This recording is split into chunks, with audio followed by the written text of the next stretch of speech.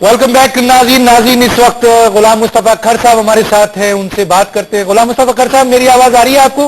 जी मेरी आवाज तो आपकी आवाज आ रही है, लेकिन आप मेरी बात सुने। हेलो जी जी बोले। डॉक्टर साहब जी देखिए, ये मुझे जैसे दिल में गहरी साजिश लगती है, ये जो कर रहे हैं और कर्म फरमा होंगे।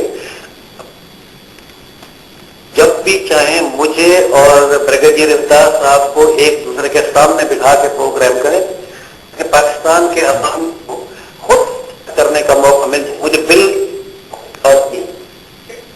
तो आप किसी दिन भी ब्रिगेडियर साहब के साथ बैठने को तैयार हैं?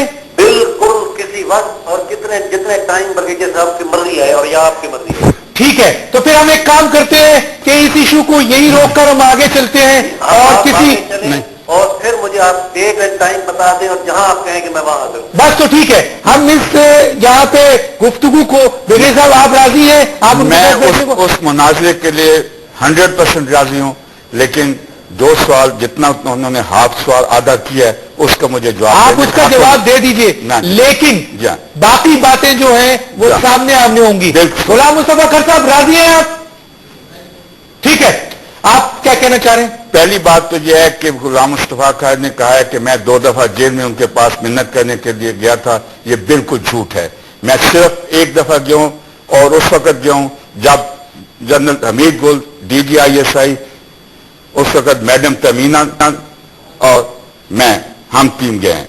पहली चीज यह है कि इनसे पूछें कि मैडम तमीना को ISI में इन्होंने भेजा था 7 घंटे ISI में, और मियां साजिद परवेज जो मुल्तान के पीपल पार्टी के लीडर थे वो उनके हमरा थे।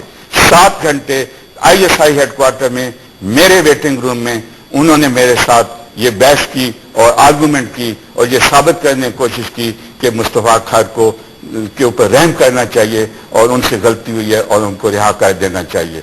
मैंने 7 घंटे खामोशी से उनके आर्गूमेंट सुनने के बाद ये अनाउंसमेंट किया था कि मुस्तफा खर टिके हैं और उनकी रिहाई में मैं पार्टी नहीं बनूंगा।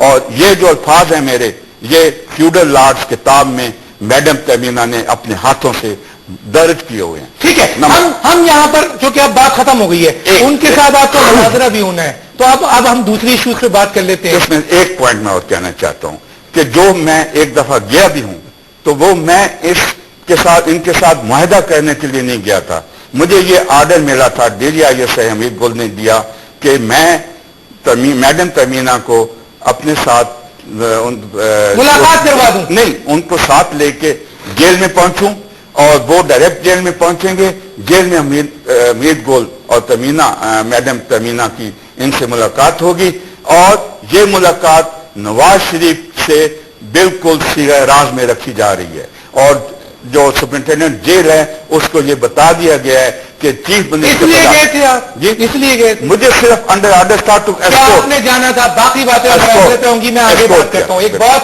और बड़ी कॉन्स्पिरेसी है और वो कॉन्स्पिरेसी है 1992 का ऑपरेशन, जो मुत्तहदा कौमी मूवमेंट के खिलाफ एक बहुत बड़ा ऑपरेशन किया गया।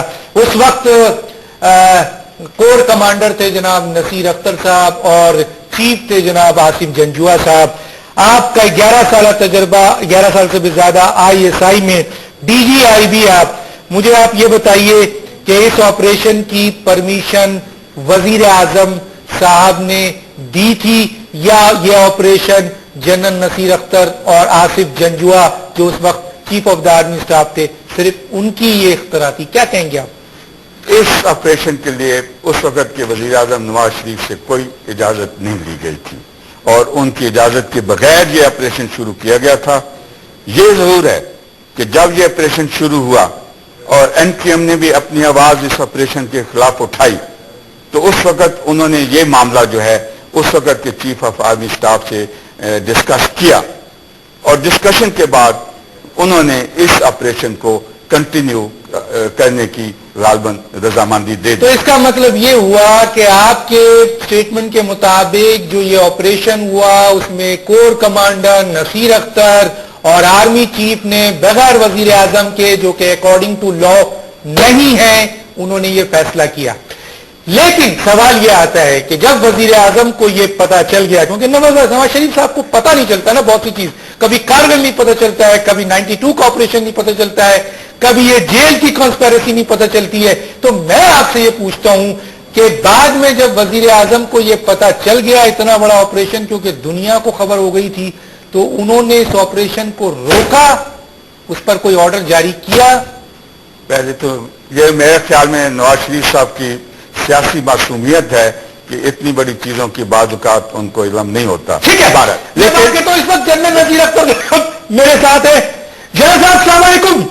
وعلیکم السلام جی. جنرل صاحب کیسے ہیں؟ خیریت سے ہیں؟ بالکل ٹھیک ٹھاک. جنرل صاحب اس وقت اس پروگرام کو پوری دنیا دیکھ رہی ہے اور میں آپ سے سوال کرنے جا رہا ہوں کہ مجھے یہ بتائیے کہ جب 1992 کا آپریشن متحدہ قومی موومنٹ کے خلاف ہوا تو یہ آپ نے آپریشن اپنی مرضی سے chief of army staff Asif Janjua کی مرضی سے کر دیا، وزیر اعظم سے آپ نے اپروول نہیں دی؟ دیکھیں بات یہ ہے جو آپ بات کر رہے ہیں، پہلے یہ آپریشن متحدہ کے خلاف نہیں تھا، یہ کراچی میں تھا اور کراچی میں جو کرمنل تھے ان کے خلاف تھا. تو پہلی چیز تو میں آپ کو سیدھا کرنا چاہتا ہوں کہ متحدہ کے خلاف بالکل آپریشن ہم نے لانچ نہیں کیا. متحدہ والے ہمارے بھائی ہیں اور ہم نے اسی طرح سے ان کو ٹریٹ کیا. میرے جی او سی جو تھے اس وقت کراچی کے جنرل ملک سلیم، انہوں نے حکم دیا ہوا تھا کہ کوئی گولی کراچی شہر میں فائر نہیں ہوگی، نہ پولیس کرے گی نہ فوج کرے گی. تو میں سمجھتا ہوں کہ اس سے بڑا اور کیا ہو سکتا ہے. جب ہمارے لوگ زخمی ہوئے، متحدہ کے ہم نے فائر بیک نہیں کیا، اور جنرل سلیم صاحب وہ اس وقت کمانڈر تھے کراچی آپریشن کے. میرا سوال میرا سوال یہ وزیر اختر صاحب، میرا سوال کیا ہے؟ میرا سوال یہ ہے کہ مجھے اب یہ بتائیے کہ جو بھی وہ آپریشن ہوا تھا کیا اس کی پرمیشن وزیر اعظم سے لی گئی تھی؟ دیکھیں جی بات یہ ہے، میں آپ کو ایک بات بتاتا ہوں کہ چین آف کمانڈ تھی پریزیڈنٹ غلام اسحاق خان، وزیر اعظم میاں نواز شریف، جنرل آصف نواز. اس کی پرمیشن غلام اسحاق خان نے میاں نواز شریف کے سامنے اپنی میٹنگ میں دی تھی جو کہ پریزیڈنٹ ہاؤس میں ہوئی تھی. اچھا دوسرا سوال، پرمیشن دیکھیں بات سنیں، اس کی جو اجازت تھی، اجازت میاں نواز شریف صاحب نے دی. میاں نواز شریف صاحب ساری کانفرنسز اٹینڈ کر رہے تھے اور ہر جگہ جا رہے تھے میاں صاحب. تو میں کیا کہہ سکتا ہوں کہ نہیں ہوئی ہے. میاں صاحب پنو آکل چھانی میں تھے، وہاں میاں صاحب بھی موجود تھے.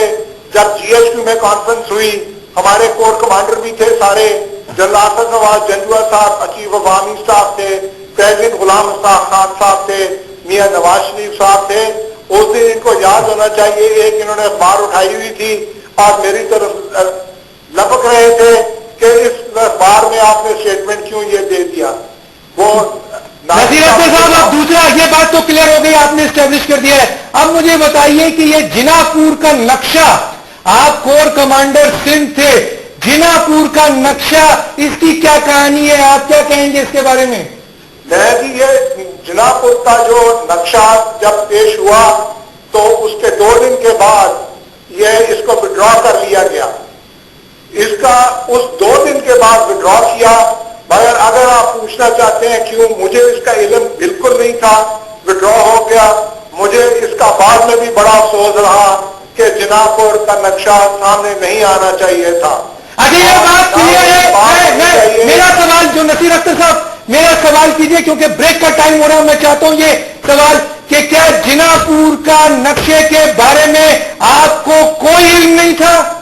بالکل کوئی علم نہیں تھا. آپ کور کمانڈر کراچی، آپ کو جنا پور کے نقشے کا کوئی علم نہیں تھا؟